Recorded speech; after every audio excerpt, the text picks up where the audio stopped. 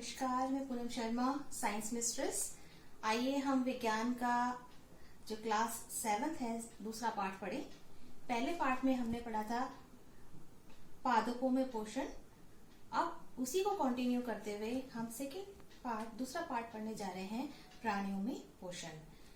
प्राणियों में यहाँ पर अर्थ है पौधों के अलावा जो जितने भी जीव जंतु हैं वो सारे प्राणी में आते हैं। और पोषण के बारे में हमने पहले पाठ में भी पढ़ा था कि पोषण क्या है।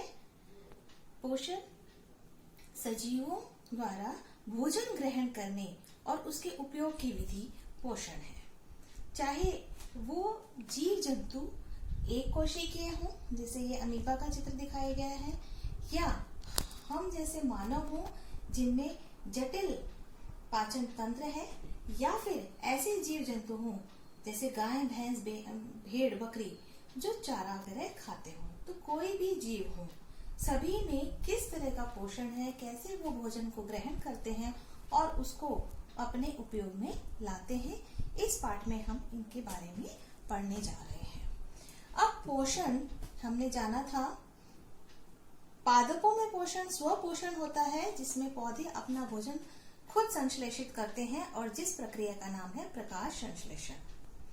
अब जो दूसरे जीव हैं जो अपना भोजन खुद नहीं बनाते हैं वो कहलाते हैं विषमपोषी, क्योंकि वो दूसरों पे निर्भर रहते हैं। तो विषमपोषी और परपोषी को जानने के लिए ये एक आहार श्रृंखला दिखाई गई है, जिसमें ये बताया गया है ये जो पौधे हैं अपना भोजन कार्बन डाइऑक्साइड वायुमंडल से लेके और जल पृथ्वी से लेकर पत्तों तक जब ये पहुंचता है तो पत्तों में क्लोरोफिल होता है और सूर्य की ऊर्जा की उपस्थिति में अपना भोजन संश्लेषित करते हैं। लेकिन जो जितने भी जीव आपको यहाँ दिखाई दे रहे हैं, इसमें या तो ये सीधे तौर पे पौधों से जुड़े हुए हैं या परोक्ष रूप, प्रत्यक्ष या परोक्ष रूप में पौधों पे ही निर्भर हैं, क्योंकि पौधे ही मूल स्रोत हैं भोजन का। और जो दूसरे जीव हैं वो अलग अलग तरह से भोजन ग्रहण करते हैं और उपयोग में लाते हैं। फिर ऐसे ही जो पोषण के आधार पर हम जितने भी जीवों को 3 भागों में बांटते हैं, जैसे कि प्राणी समपोषण। पहला है प्राणी समपोषण, दूसरा है मृत जीवी पोषण और तीसरा है परजीवी पोषण। अब इनको हम डिटेल में पढ़ते हैं कि प्राणी समपोषी पोषण के अंदर वे सभी जीव आते हैं जो अपना भोजन जटिल रूप में लेते हैं, चाहे पौधों से ले रहे हो चाहे जानवरों से ले रहे हो। जटिल भोजन लेकर उसको पाचित करते हैं, छोटे भागों में बांट के फिर उसको उपयोग में लाते हैं। और प्राणी समपोषण फिर से 3 भागों में बांटा जाता है। कौन कौन से? शाकाहारी, मांसाहारी और सर्वाहारी, जिनके बारे में हम ऑलरेडी जानते हैं। शाक खाने वाले शाकाहारी, मांस खाने वाले मांसाहारी, और जो दोनों तरह के भोजन को खाते हैं वो सर्वाहारी कहलाते हैं। अब आगे आइए, जैसे मृत जीवी पोषण का जो ये एग्जाम्पल दिया हुआ है, सड़े गले अपशिष्ट पदार्थों, जैविक पदार्थों पे निर्भर रहते हैं अपने भोजन के लिए, वो मृत जीवी पोषण कहलाते हैं, जो कि वातावरण को भी दूषित होने से बचाते हैं और गंदगी को साफ करते हैं। साथ में मृत जीवी पोषण जैविक जो अपशिष्ट हैं उन पे निर्भर करते हैं। ये आपको मिश्रण का एग्जाम्पल दिया है। अब नेक्स्ट है हमारा परजीवी पोषण, जो अपना भोजन दूसरे जीवों के द्वारा बनाए गए भोजन पे निर्भर करते हैं, चाहे वो उस परपोषी जीव के ऊपर रह रहे हो या उसके अंदर रह रहे हो। तो उनके एग्जाम्पल हैं, जैसे मैंने यहाँ मच्छर का एग्जाम्पल दिया है, ये भी एक परजीवी है जो दूसरों द्वारा जो जैसे खून को सक करता है और उससे फिर अपना भोजन ग्रहण करता है। ऐसे ये रिंगवॉर्म का उदाहरण है।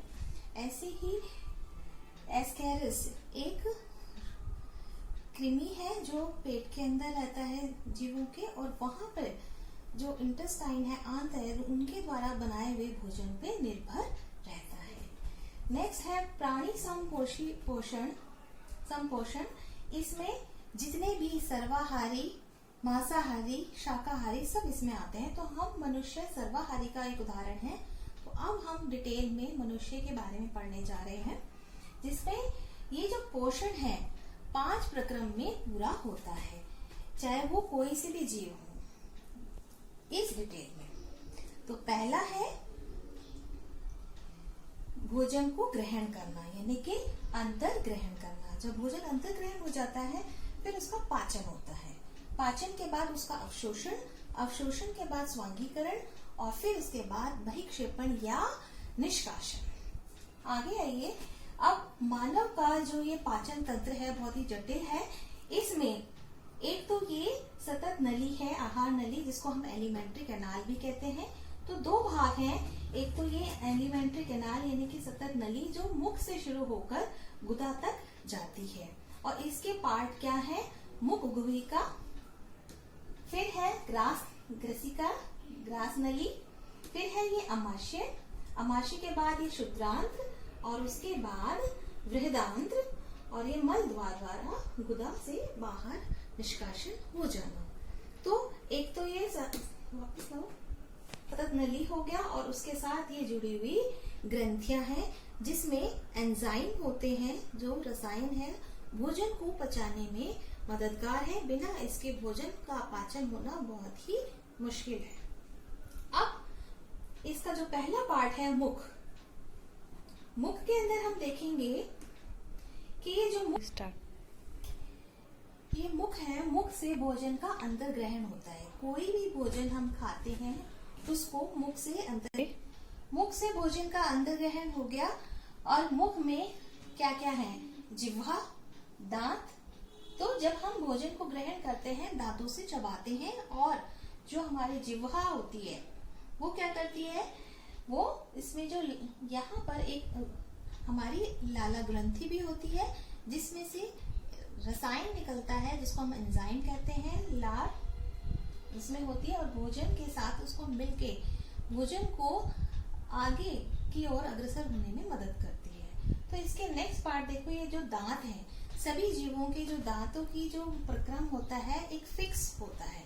ऐसे ही जो मानव शरीर में जो जबड़े में जो दांत हैं, टोटल 32 दांत होते हैं, यानी कि 16 जोड़े, और ये जोड़े ऊपर और नीचे दोनों तरफ होते हैं, यानी कि 16 दांत ऊपर 16 दांत नीचे, 8 जोड़े ऊपर 8 जोड़े नीचे।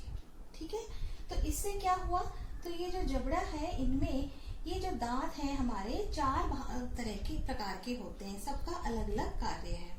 सबसे पहले हम देखते हैं हमारे आगे के दांत, जिनको हम कृतंग कहते हैं। कृतंग कर्तन करने वाले, जो काटने के लिए जो दांत होते हैं। जो हमारे आगे के जो दांत होते हैं वो काटने के लिए काम आते हैं। जैसे हमने सेब काटा, अखरोट काटा, तो ये काटने के काम आते हैं। तो जितने भी रोडेंट्स यानी कि जो शाकाहारी होते हैं उनके ये वाले दांत बहुत ही ज्यादा तीव्र होते हैं।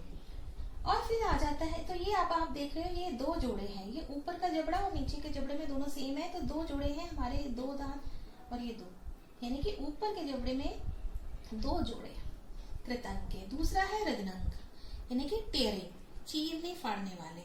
जो मांसाहारी जीव होते हैं उनके जो ये दांत हैं वो तो ज्यादा प्रोमिनेंट होते हैं, जिससे कि वो मांस को चीरने फाड़ने के काम आते हैं। लेकिन हम तो सर्वाहारी हैं, इसलिए हमारे ये दोनों ही दांत हमारे दोनों प्रकार के भोजन को ग्रहण करने में मदद करते हैं।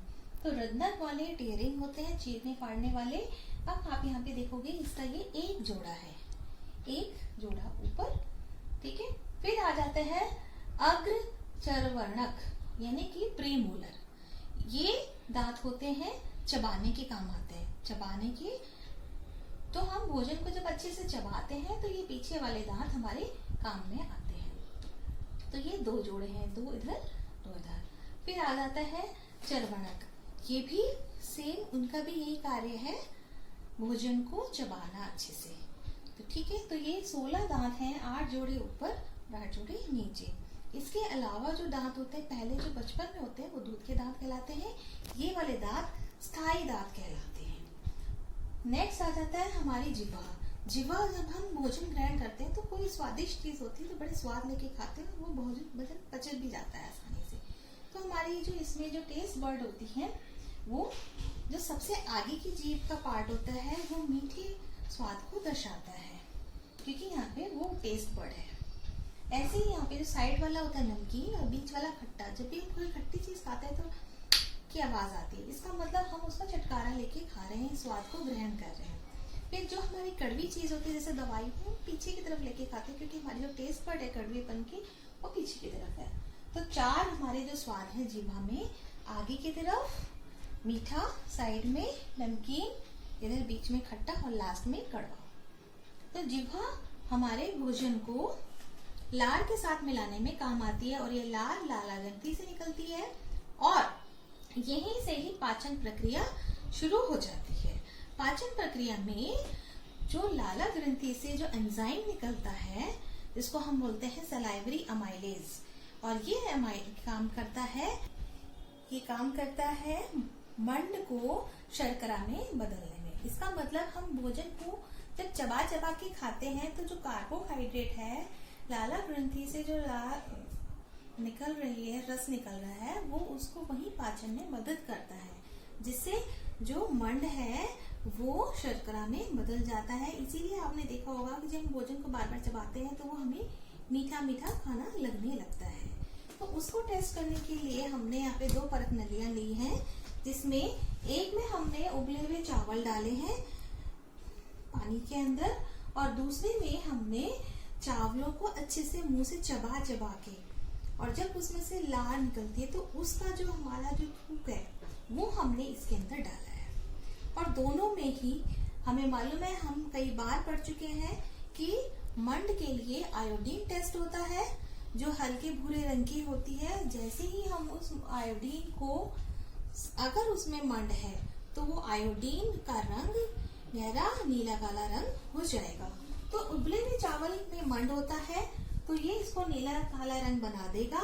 लेकिन यहाँ जो हमने चबाया हुआ था चावल, जो हमने उबले हुए चावल को चबाया था, तो वो मंड शर्करा में बदल गया, तो यहाँ पर मंड नहीं है, इसलिए ये काला नीला रंग नहीं देगा, बहुत ही फेडेड रंग देगा।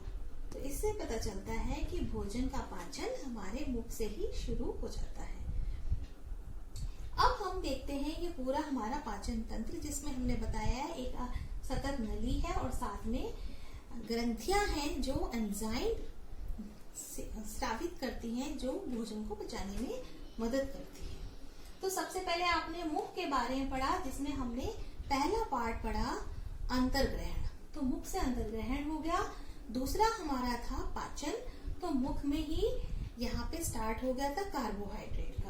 अब ये जो भोजन लार के साथ, जीभ के साथ मिलके मिक्स होके जब अंदर जाता है ग्रसिका में, तो ये बहुत ही आराम से निकल जाता है, जिसको हम बोलस कहते हैं। ये भोजन का रूप बोलस के नाम से जाना जाता है, और ग्रसिका में संकुचन होता जाता है, जिसको हम बोलते हैं क्रमा संकुचन। तो संकुचन की वजह से जो भोजन है बड़े ही आराम से इस ग्रसिका से सीधे हमारे आमाशय में आ जाता है। यहाँ पर कोई भी ऐसा एंजाइम नहीं है, तो यहाँ कोई भी पाचन प्रक्रिया नहीं हो रही। अब जैसे ही आमाशय में आता है तो यहाँ पर एटलीस्ट 3 घंटे के लिए भोजन रुकता है पाचन प्रक्रिया होने के लिए। तो इसके अंदर 3 चीजें निकलती हैं। एक तो निकलता है हाइड्रोक्लोरिक अम्ल, दूसरा है श्लेष्मा, और तीसरा है पेप्सिन, एक एंजाइम। तो पेप्सिन एंजाइम प्रोटीन को, जो हमने खाना खाया उसमें जो प्रोटीन है उसको पाचन करने में मदद करता है। तो प्रोटीन के जो पाचन करने के लिए जो पेप्सिन को जो चाहिए पीएच, वो चाहिए कम पीएच, जो हमें अम्ल, जो हाइड्रोक्लोरिक अम्ल है वो उस समय उसकी पाचन करने में मदद करता है। लेकिन हाइड्रोक्लोरिक अम्ल इतना स्ट्रॉन्ग होता है जो आमाशय की जो अस्तर है इसको जला सकता है। इसीलिए एक श्लेष्मा नाम का जो पदार्थ इसमें से गाढ़ा निकलता है जो इसको जलने से बचाता है। फिर इसके बाद जब ये भोजन यहाँ पे पचना शुरू हो जाता है तो ये यहाँ से आमाशय से शुद्ध आंत, जो छोटी आंत जिसे हम कहते हैं, वहां निकलता है। और वहां से जो ये यकृत है, यकृत हमारे शरीर की सबसे बड़ी ग्रंथि का नाम है। हमेशा कंपटीशन में ये पूछा जाता है कि सबसे बड़ी ग्रंथि का नाम बताओ, तो उसका नाम है यकृत। यकृत जो है वो पित्त का निष्कासन करता है, और अगर उसमें ज्यादा पित्त निकलता है तो ये कुछ समय के लिए यहाँ पर भंडारित हो जाता है, स्टोर हो जाता है, जिसको हम बोलते हैं पित्ताशय। ठीक है, इस पित्ताशय में जो एक्स्ट्रा पित्त है वो यहाँ पे भंडारित हो जाता है और बाकी जो पित्त है वो यहाँ पर आगे की तरफ आता है, जो कि वसा को पाचन करने में मदद करता है। क्योंकि वसा के जो अणु होते हैं जो वो बड़े बड़े होते हैं, उसको छोटे छोटे टुकड़ों में बांट देता है कौन, पित्त, जिससे उसका जो सरफेस एरिया जिसको हम बोलते हैं सतह बढ़ जाती है और वसा को पाचन करने में मदद मिलती है। तो यकृत का क्या काम हो गया, पित्त का निष्कासन करना, जो कि वसा को पाचित करने में मदद करेगा। ऐसे ही यहाँ पर ये जो अग्नाशय है, अग्नाशय भी एंजाइम स्रावित करते हैं जो कि कार्बोहाइड्रेट, प्रोटीन और वसा को पाचन करने में मदद करते हैं। ये सारे स्रावित होके शुद्रांत के अंदर आते हैं और शुद्रांत के अंदर ही जो पाचन प्रक्रिया पूरी तरह से कंप्लीट हो जाती है, पूरी हो जाती है। यानी कि जो इसमें जो घटक हैं भोजन के, कार्बोहाइड्रेट, वसा और प्रोटीन, जो कि 3 बड़े बड़े हैं, बाकी तो बहुत इजीली अपने आप ही पाचित हो जाते हैं। तो 3 चीजों को पाचन करना बहुत मुश्किल है, कार्बोहाइड्रेट, प्रोटीन और वसा। तो यहाँ पर जो एंजाइम निकलते हैं वो इसको पूरी तरह से पाचित कर देते हैं। तो एंजाइम के द्वारा पाचन प्रक्रिया शुद्रांत में कंप्लीट हो जाती है। और शुद्रांत की लंबाई भी पूछी जाती है कई बार, तो आप बता दे सकते हैं 7.5 मीटर। अब इसके बाद पाचन हो गया, तो तीसरी प्रक्रिया क्या है, अवशोषण। अवशोषण में क्या होगा, इसके अंदर की जो सतह के अंदर, शुद्रांत की भीतरी सतह के अंदर दीर्घ रोम होता है, जो दीर्घ रोम उंगली के आकार के तरह होता है। जैसे ये उंगली दिखाई दे रही है, तो ये इससे इसकी सतह बढ़ जाती है और सतह दीर्घ रोम में इसी के अंदर रक्त वाहिकाएं होती हैं पतली पतली, जिसमें जो पाचित भोजन है अवशोषित हो जाता है। और ज्यादा सतह बढ़ने की वजह से इसका अवशोषण भी ज्यादा होता है। तो इसकी जो खासियत क्या है, इसके अंदर दीर्घ रोम होते हैं, जिसकी वजह से भोजन का अवशोषण बहुत ही आराम से हो जाता है। और फिर इसके बाद जो चौथा क्या है, स्वांगीकरण।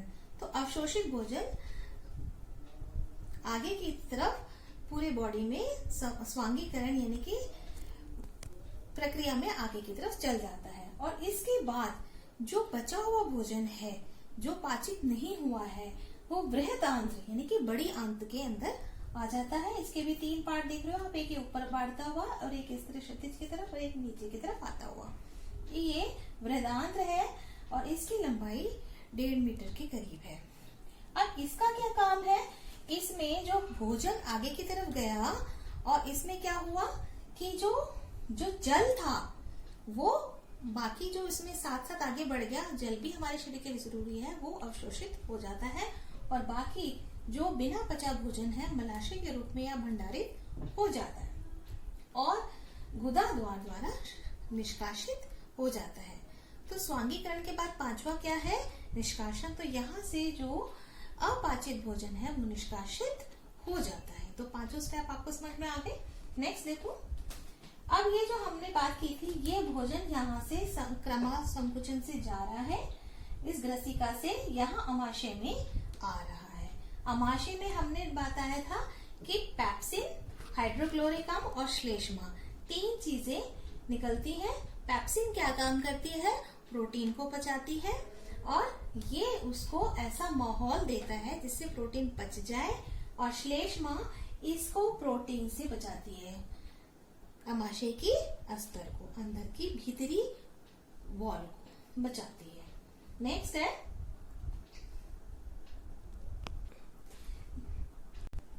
नेक्स्ट है हमारा आंतरस। जो हमने बात करी थी कि छोटी आंत यानी कि शुद्रांत में रस निकलते हैं जिससे भोजन पाचित होता है। 3 चीजें दोबारा से हम रिवाइज करेंगे, कार्बोहाइड्रेट, वसा और प्रोटीन। कार्बोहाइड्रेट जब पाचित हो जाता है तो सबसे छोटे घटक के उत्पाद के रूप में निकलता है, जिसको हम बोलते हैं शर्करा, और सबसे सिंपल शर्करा होती है ग्लूकोज। तो सबसे में कार्बोहाइड्रेट ग्लूकोज के रूप में आता है जो हमें ऊर्जा देता है। फिर इसके बाद जो वसा है दो चीजों में आ जाती है, वसा अम्ल जिसको हम फैटी एसिड कहते हैं, और दूसरा है ग्लिसरॉल। कौन कौन सी? वसा अम्ल और ग्लिसरॉल। और जो प्रोटीन है वो सबसे छोटी इकाई अमीनो एसिड में, अमीनो अम्ल में बदल जाता है। तो कार्बोहाइड्रेट की ग्लूकोज, वसा की वसा अम्ल और ग्लिसरॉल, और प्रोटीन का अमीनो अम्ल। तो अब आपने ये पूरा जाना कि अंतर्ग्रहण, पाचन, यहाँ भी पाचन और यहाँ अवशोषण, इसके बाद इसका स्वांगीकरण के बाद यहाँ निष्कासन, पांचों प्रक्रिया हो गई। ये ग्रंथि है यकृत जो सबसे बड़ी है, ये अग्नाशय ग्रंथि है, और ये पित्ताशय है, और क्षुद्रांत के में भी ग्रंथि में से रस निकलता है। ठीक है, तो ये सारी मिलके पाचन प्रक्रिया को पूरा करती है।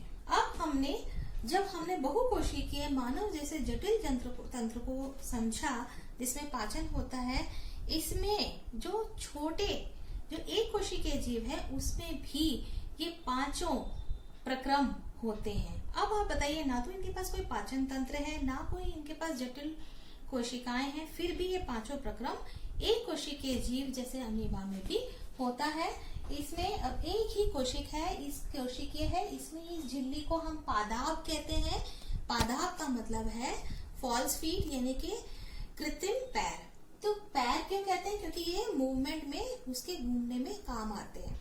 तो जो ये पैरों की वजह से ये जो झिल्ली है पैरों का काम करती है, और जैसे ही कोई भी भोजन इसको दिखता है तो उसकी तरफ जाती है, और उसकी जो झिल्ली है वो कप शेप में बदल के, और इसकी जो झिल्ली फिर बंद हो जाती है और जो वो खाद्य धानी में परिवर्तित हो जाती है। अब जैसे आपने देखा पादाप, ये यहाँ पे पहुंचा और ये बंद हो गया, यहाँ बंद होता हुआ दिखाई दे रहा है।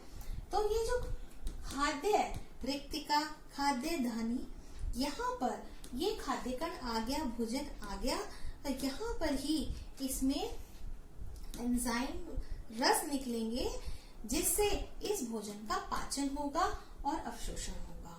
और सभी घटक जो हमने पहले पढ़े थे अलग अलग जगह पे हुए थे मनुष्य में, लेकिन सारे ही घटक प्रोटीन, वसा और कार्बोहाइड्रेट, ये सारे यहीं पर ही पाचित हो जाते हैं, यही अवशोषण होकर पूरे अमीबा की कोशिका में फैल के स्वांगीकरण इनका हो जाता है। अब स्वांगीकरण होने के बाद कुछ पदार्थ अपशिष्ट रह जाता है, और किसी भी पादाप झिल्ली की तरफ से कोई झिल्ली फट जाती है और ये इसके शरीर से बाहर निकल आता है। तो पांचों प्रक्रियाएं हो गई, अंतर्ग्रहण, फिर उसके बाद पाचन, फिर इसके बाद अवशोषण, स्वांगीकरण, और उसके बाद निष्कासन। ऐसे ही जब जो जीव होते हैं जुगाली करने वाले, जिसे हम रोमिनेंट कहते हैं, उसमें भी यही पाचन प्रक्रिया है, पांचों प्रक्रम है। लेकिन गाय भैंस जो खाना खाते हैं, चारा वगैरह खाते हैं, उनसे उनको ऊर्जा मिलती है, हमें वैसी ऊर्जा नहीं मिलती। तो उनके शरीर में जो उनके अमाशय है, उनके अमाशय में और हमारे अमाशय में क्या अंतर है, वो कैसे भोजन को पाचित करते हैं, हम जानते हैं इस चित्र के द्वारा। बहुत ही आसानी से हम समझ सकते हैं कि जैसे ये एक गाय का चित्र है, इसमें गाय ने खाना खाया, चारा बहुत जल्दी खा लेती है और सीधा खाना बिना चबाए ये निगल लेती है, क्योंकि यहाँ पर इसके जो अमाशय है 4 हिस्सों में बटा है, जिसमें मेन इसका है रुमेन, इसीलिए इसको हम रुमेंथी कहते हैं। ठीक है, जुगाली करने वाले सभी जीव को रुमेंथी कहा जाता है, क्योंकि भोजन सीधा रुमेन में आ जाता है। जैसे ही जब वो इकट्ठा खा के आराम से बैठ जाते हैं, तो ये भोजन वापस इस ग्रंथिका से मुंह में चला जाता है, और फिर भोजन को अच्छे से चबा चबा के वो खाते हैं। तब चबा हुआ भोजन दोबारा से अमाशय में जाता है। तो इसके 4 भाग, मेन तो आपको रुमेन याद करना है, बाकी के भाग हैं रेटिकुलम, ओमेसम और एबोमेसम। रुमेन, रेटिकुलम, ओमेसम और एबोमेसम, ये चारों हिस्सों में जब ये भोजन यहाँ से गया, फिर यहाँ पाचित हो गया और फिर उसके बाद शुद्रांत से जुड़ा हुआ होता है, तो शुद्रांत में भोजन का पूरा अवशोषण हो जाता है पाचन कर प्रक्रिया होने के बाद, और बृहदांत के बाद गुहिका से बाहर निकल जाता है। लेकिन इस दौरान इसमें एक जो जुगाली करने वाले जानवरों में एक खास तौर पे अंधनाम नाल का एक थैलीनुमा पैकेट होता है, जहां पर जितनी भी घास फूस में जिसमें सेल्यूलोज होता है, तो अब आपको पता चला ये अंधनाल में जो जीवाणु होते हैं वो सेल्यूलोज को पाचित कर देते हैं, जो कि मनुष्य में पॉसिबल नहीं है। तो अब हम सारा पाठ पढ़ चुके हैं, अब अभ्यास करते हैं। चलिए अभ्यास में आप देखिए फटाफट से, मानव पोषण के मुख्य चरण। पोषण में हमने 5 चरण पढ़े थे, अंतर्ग्रहण, पाचन, यहाँ क्या आएगा, अंतर्ग्रहण, पाचन, अवशोषण, स्वांगीकरण और निष्कासन। मानव शरीर की सबसे बड़ी ग्रंथि का नाम हमने जाना था यकृत। फिर अमाशय में हाइड्रोक्लोरिक अम्ल होता है, और मैंने 3 चीजें बताई थी। तो जो पाचन में क्रिया करती है भोजन में, तो यहाँ पे आप हाइड्रोक्लोरिक अम्ल के साथ आप पैप्सिन लिख सकते हैं। फिर इसके बाद शुद्रांत की आंतरिक भित्ति पर उंगली के समान प्रवृद्ध होने वाले, उन्हें हम क्या कहते हैं, दीर्घरोम। फिर आ गया अमीबा, अपने भोजन का पाचन कहाँ करती है, खाद्य धानी या खाद्य रिक्तिका, आप कोई सा भी एक वर्ड लिख सकते हो। फिर सत्य असत्य, मंड का पाचन अमाशय में होता है, नहीं, क्योंकि मुंह से शुरू हो जाता है। इसका उत्तर आएगा गलत। जीभ लाला ग्रंथि को भोजन के साथ मिलाने में सहायता करती है, हाँ। पित्ताशय में पित्त रस अस्थायी रूप से भंडारित होता है, हाँ। रुमिनेंट निगली हुई घास को अपने मुंह में वापस लाकर धीरे धीरे चबाते हैं, हाँ। फिर है वसा का पूर्ण रूपेण पाचन किस अंग में होता है, पूर्ण रूप से जो वसा है वो शुद्रांत में पाचित हो जाती है। जल का अवशोषण मुख्यतः जिस अंग द्वारा होता है, वो जल कहाँ से, बृहदांत, बृहदांत में अवशोषण होता है। फिर अब इनको हम मिलाएंगे, ये घटक है, कार्बोहाइड्रेट किसमें बदल जाता है, शर्करा में, प्रोटीन अमीनो अम्ल में, और वसा अम्ल और ग्लिसरॉल में बदल जाते हैं।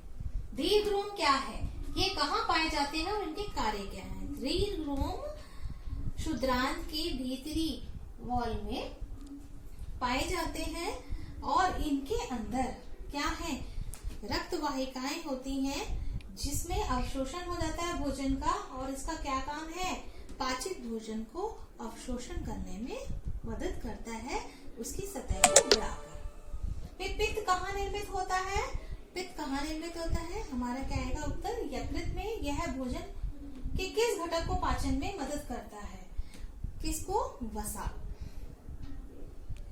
उस कार्बोहाइड्रेट का नाम लिखिए जिनका रुमिनेंट द्वारा पाचन किया जाता है, परंतु मानव द्वारा नहीं। अभी हमने पढ़ा कौन से, उनका क्या नाम है, सेल्यूलोज।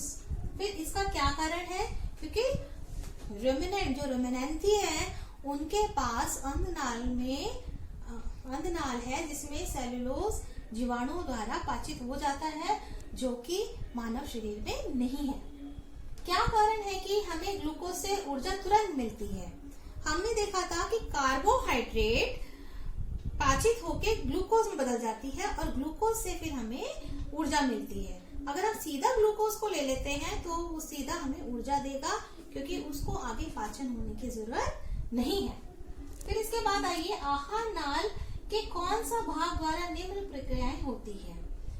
आहार नाल में पचे भोजन का अवशोषण, अवशोषण कहाँ होता है, शुद्धांत में।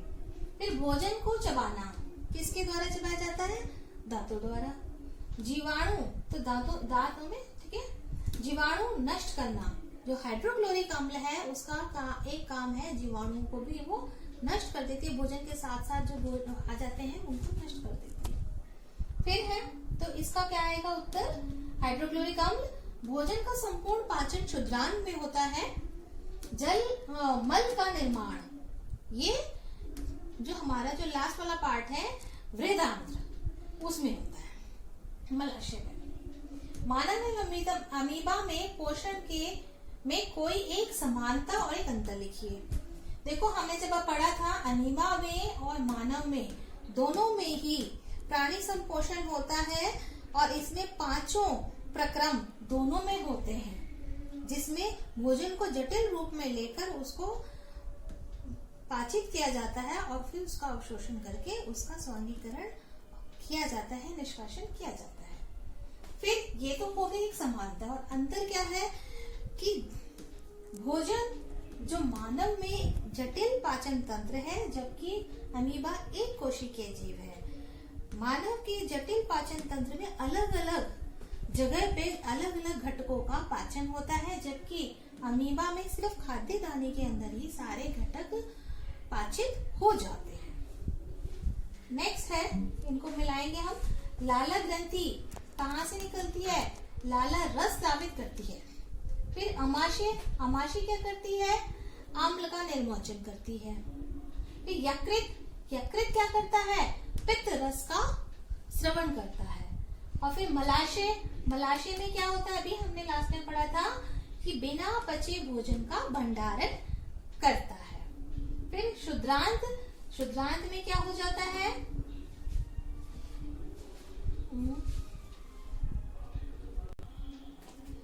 शुद्रांत, शुद्रांत में पाचन का पूरा होना, क्योंकि शुद्रांत में पाचन पूरा हो जाता है। वृहदांत, वृहदांत में जल का अवशोषण होता है। ठीक है। नेक्स्ट है, हमें इसके लेबल करना है। हमने ये चित्र कई बार देखा है। ये आपका ये यहाँ पे यकृत, फिर पित्ताशय, ये आमाशय, यहाँ पे आपका शुद्रांत शुरू हो रहा है, शुद्रांत ये पूरी, और ये बृहदांत, मलाशय, ये गुदा। तो पूरा आप इंगित कर देंगे इसे। तो इस तरह से क्या हम केवल हरी सब्जियों, घास का भोजन कर जीवन निर्वाह कर सकते हैं?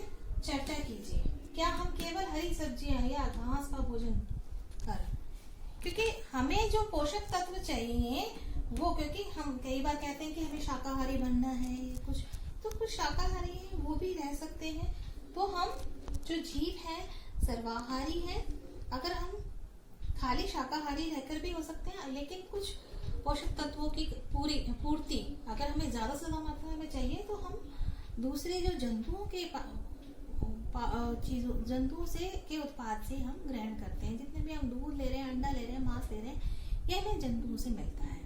तो इसमें हम रह तो सकते हैं, लेकिन ये जरूरी नहीं है। तो इस तरह से हमारा पाठ पूरा हुआ। अगले वीडियो में हम नेक्स्ट पार्ट पढ़ेंगे। तब तक के लिए धन्यवाद।